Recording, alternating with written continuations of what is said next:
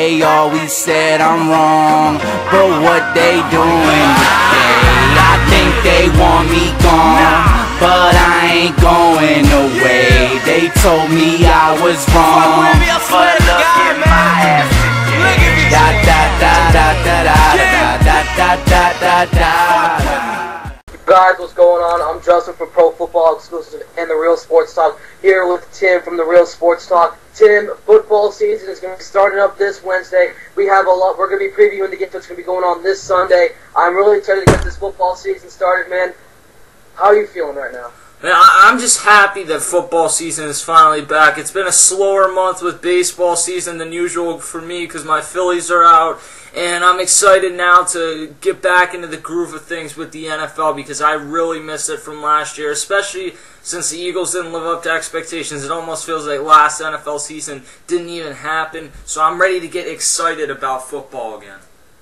Alright guys, this is our second year doing all the game previews. Remember last year we did every single game. We got a lot of views. We got a lot of great comments from you guys. We're here back for year 2, the second year of Pro Football Exclusive NFL coverage. Today we're here to preview the Houston Texans and the Miami Dolphins. Before we get into that, we're going to overlook their offseason real quick. Tim, how well did the Dolphins do last year? Who did they pick up in the draft?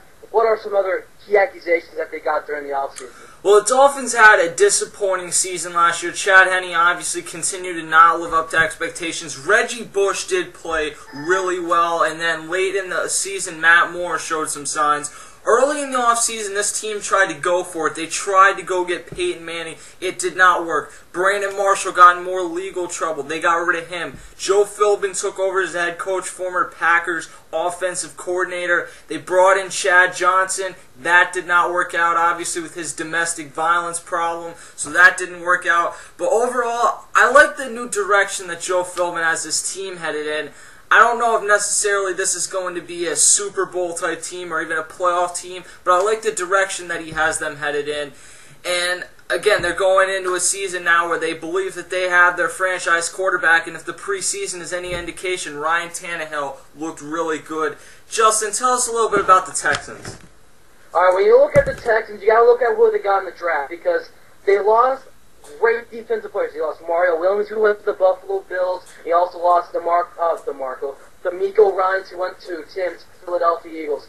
When the first pick in the draft, you got Whitney Merciless, and they didn't get a second pick. They didn't get the second round pick. They went straight into the third round. They got Brandon Brooks. The team really answered their the offensive side of the ball. They didn't really go after a lot of defensive guys, but Whitney Merciless is going to be a steal in the draft. This is a guy who I can see being the next Robert Mathis.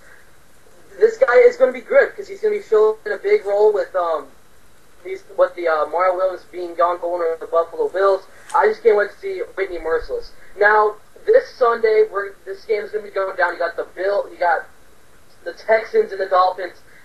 What do you have to look out for, Tim? I want to hear what are your keys to victory for the Miami Dolphins. Well, for the Miami Dolphins, I think it's key. Obviously, they don't go into this game as the favorite team. I think it's key that they are able to get the running game going, that Reggie Bush is able to make an impact. Because we know that Ryan Tannehill, while he was really good in the preseason, he does not exactly have a stacked receiving core. And he's a rookie quarterback playing in his first game against a defense that last year was very impressive under Wade Phillips and should only get better as we look at guys like Brooks Reed of the Texans, who I think is going to have a breakout season this year. As we look at guys like him, it's important that they do not put all the pressure on Ryan Tannehill early and that they're able to get somewhat of a running game going early on. I agree with you here also, man. I mean, this running back core with Miami, it's stacked, it's crowded. You got Reggie Bush, who last year ran for over 1,000 yards. I project him to have a repeat season. This guy he's getting more carries than what he had in New Orleans. He's coming over to Miami, did well last year. I have a repeating season what he did last year. You got Lamar Miller, who they got out of the draft, and you got an upcoming running back in Daniel Thomas. This team gotta start rushing the ball a little bit more. I don't see Ryan Tannehill, to be honest, in his first NFL regular season appearance. I don't see him pass the ball a whole lot because this wide receiver core, they don't have anybody too special, you know. You got Legadunane, Marlon Moore, Rashard Matthews. Devon Best is the guy that really comes to mind. So more likely going to be a running type of system. So for the Miami Dolphins, you've got to get the rushing going. For the Houston Texans, on my part, what you got to do is you got to protect Matt Schaub at all costs, because you guys remember last year, Matt Schaub sustained a leg injury, and it was out for the playoffs and a few weeks during the regular season. So what you got to do is this offensive line has really got to step up and really protect Matt Schaub, because you don't want to let him get out for like the rest of the season with another leg injury. This is a prime factor of this offense, because if you guys look back at last year, TJ Yates filled in the role for Matt Schaub. I mean, he played decent. I mean, he didn't live up to the standards of what he was. But they brought in Jeff Garcia, Jake Delhomme. There was nothing was really going on with the Houston Texans. I mean, they lost to the Cincinnati Bengals. Now what you got to do now is you just got to protect Matt Schaub. He is going to be the main factor this season for the Houston Texans. For the Miami Dolphins, who do you want to look at in this game?